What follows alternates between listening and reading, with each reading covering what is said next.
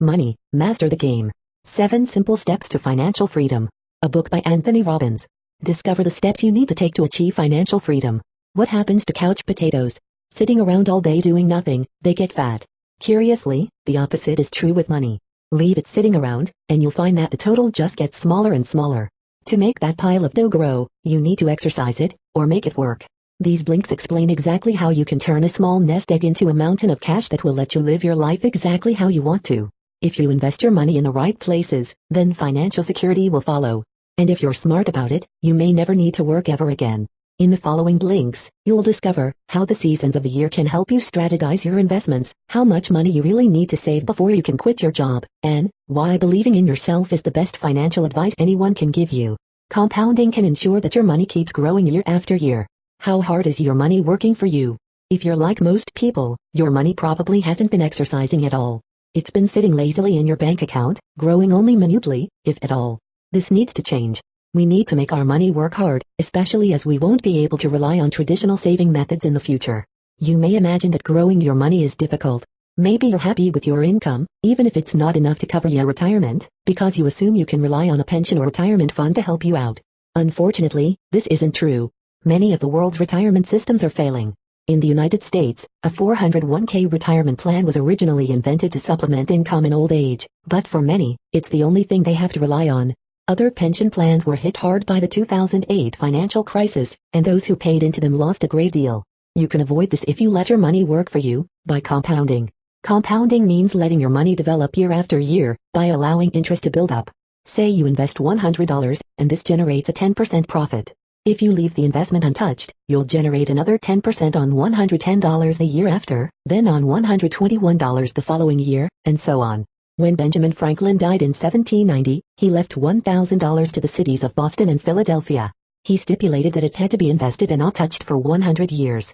After that time passed, $500,000 was drawn from the account, and the rest was left untouched for another 100 years. By the time, the original sum had transformed into $6.5 million. Always put some money into your investment fund each month, even if it's not a lot. So if you want to become financially secure, where do you start? The first rule of financial security is simple: add money to your savings.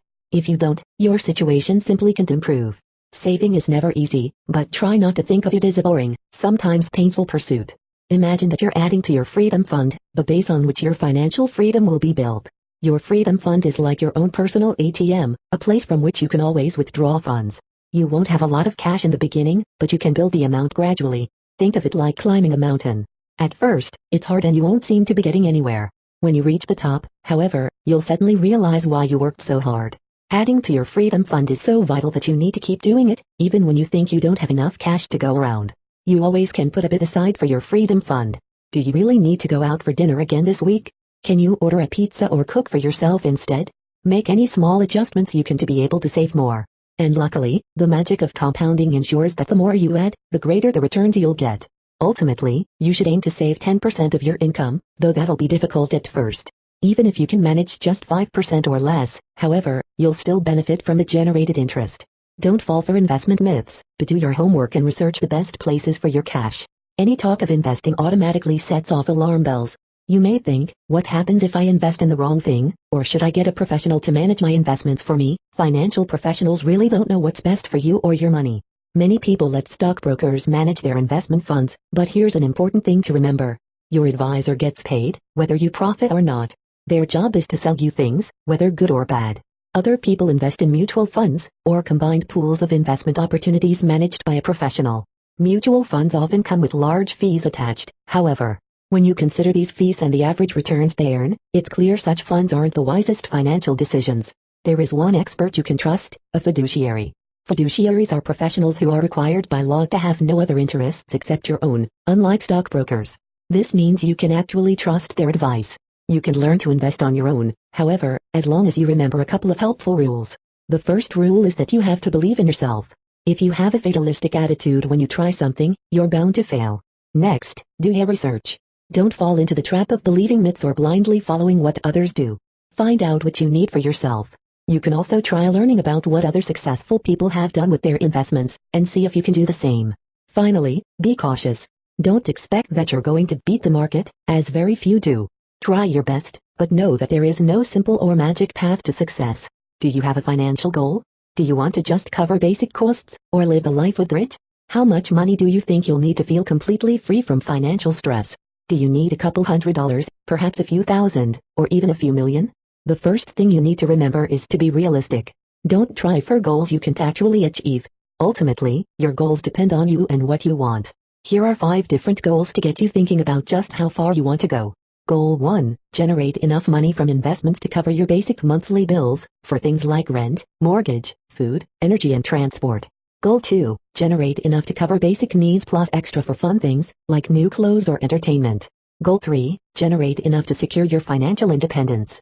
This means living entirely on compounding interest and never having to work again.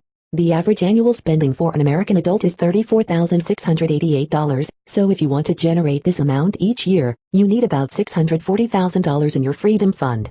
Goal 4. Don't just get your investments to free you from work but make them improve your lifestyle. Earn even more so you can go on better holidays or eat in nicer restaurants. Goal 5. Achieve absolute financial freedom. This means having enough money to do anything you want at any time. Think about these goals and determine which fits your dreams and financial aspirations. If you don't have a plan, it's easy to feel overwhelmed or get lost in the details. When you know what you're aiming for, it's much easier to get there.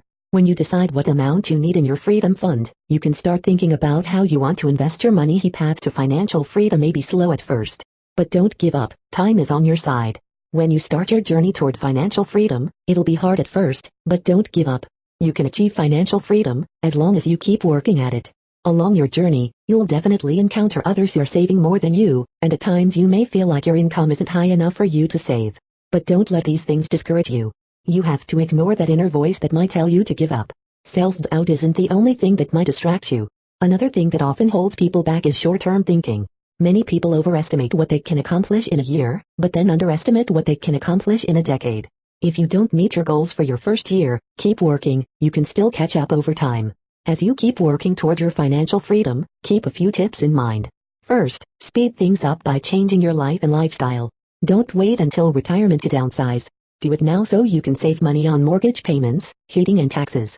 Also, only invest when you know you'll get good returns, to ensure your compounding continues at a decent rate. A good rule to use here is to only invest when you expect returns of over 5 times the amount. Even if you fail to get those returns 3 out of 5 times, you'll still have earned enough.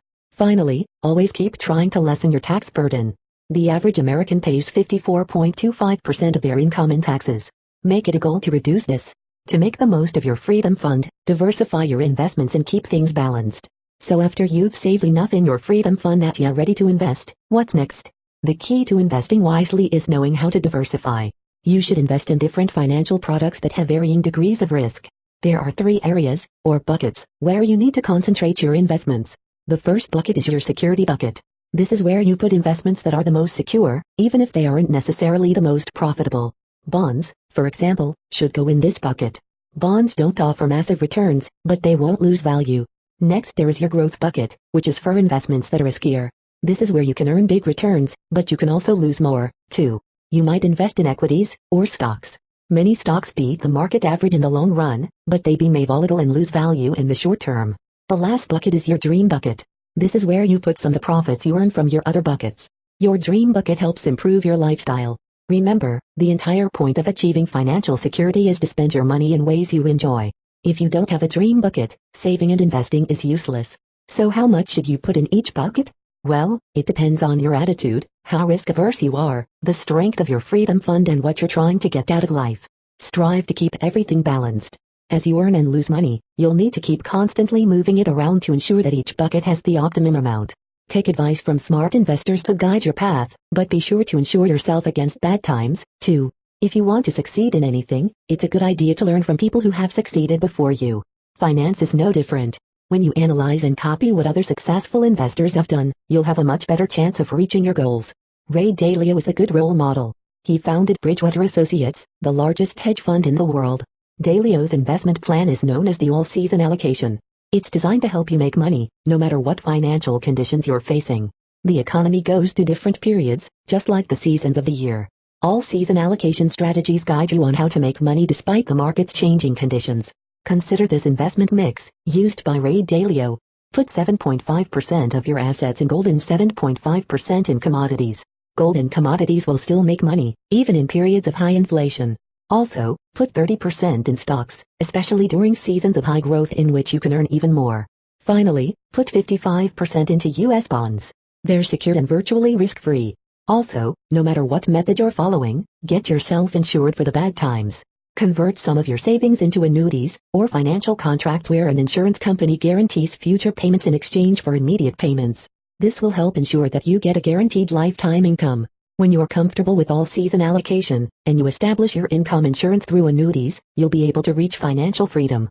Final summary: the key message in this book: anyone can reach financial freedom if they're dedicated, willing to save and ready to follow the necessary steps. So keep at it, even if your progress is slow at first. Diversify your investments, seek advice you can trust, prepare for different financial seasons and get yourself insured. If you work hard, you can become the master of your money and live the life you really want. Actionable advice: don't forget your ultimate goal, spending your money the way you want. Money itself can't bring you happiness, it's what you do with it that matters. Having lots of money in your bank account won't make you happy, but spending it the right way will. So remember that you're working to be able to spend it on experiences you enjoy, or that give your life meaning. Don't forget that saving itself isn't the point.